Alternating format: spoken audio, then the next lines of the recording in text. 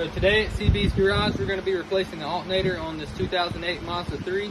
This car came in with a no start, so we diagnosed it. It's got a good battery, and turns out the alternators went bad. So we've got the new part. We're going to go ahead and start taking it apart and get it replaced.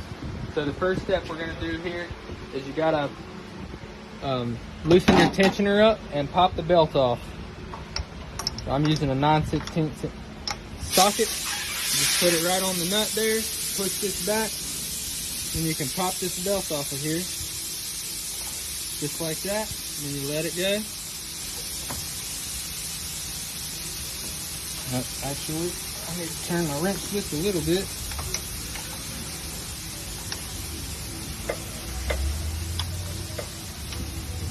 Alright, just like that.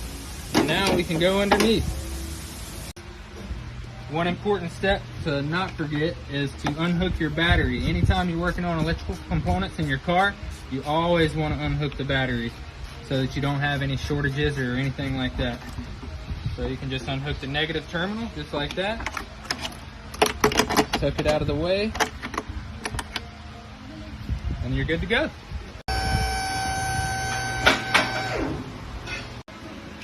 Alright, now that we're underneath the car, we've got this splash guard that protects the underside of the engine. It's held on by several 10mm bolts, so we're going to go ahead and get those pulled out. These are the 10mm bolts that I was talking about. There's 7 in total to pull the splash guard out. Once you take those bolts out, you just kind of pop this out of here, and it'll come right out.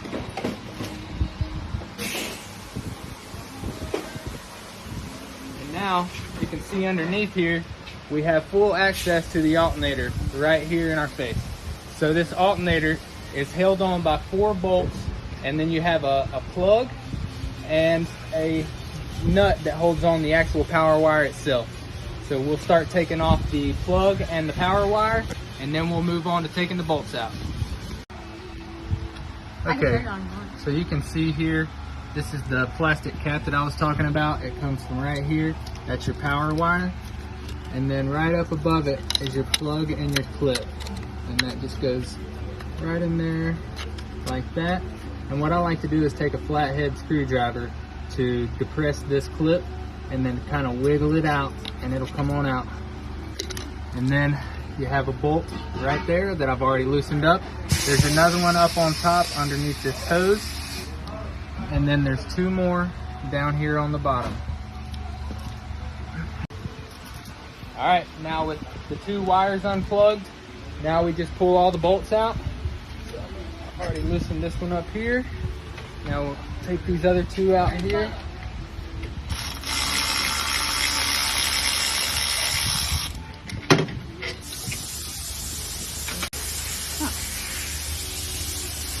One more bolt and she should come right out.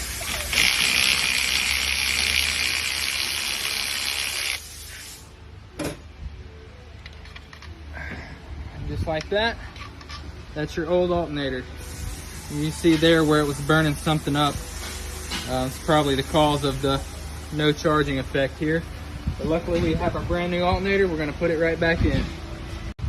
Alright, now that we have the new alternator, the first thing you're going to want to do is find this dowel pin on the back and start with the other hole. So this has the dowel pin. We're going to put the bolt in this hole instead because this dowel will hold it up in place. We'll go right back in, get the dowel in, have a bolt ready. Right into its hole, start threading it in, and now you can let it go and rest your hands for a minute. The rest is pretty much just the opposite of what we did taking it out. Put all the bolts back in, hook the power back up, and then we'll go to the top and put the belt back on.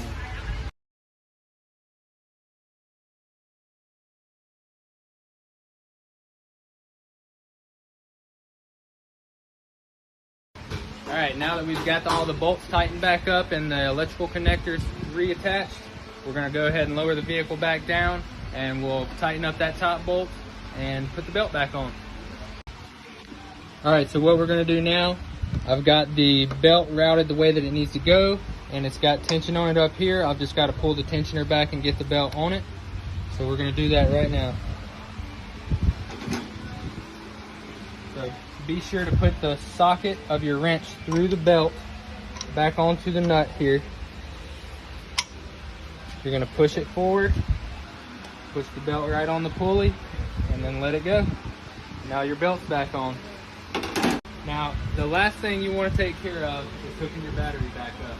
So you come back over here to your terminal, just pop that right back on there, snug it up.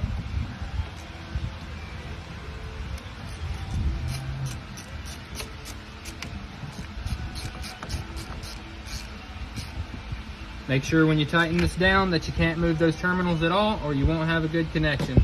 Now we should be good to go. We'll test it out and make sure that alternator's charging. So we got our tester on here. Right now we're sitting at 12.7 volts. I'm gonna start the car up, and when I start the car up, the alternator should be producing about 14 to 14.2 volts. So I'm gonna do that now.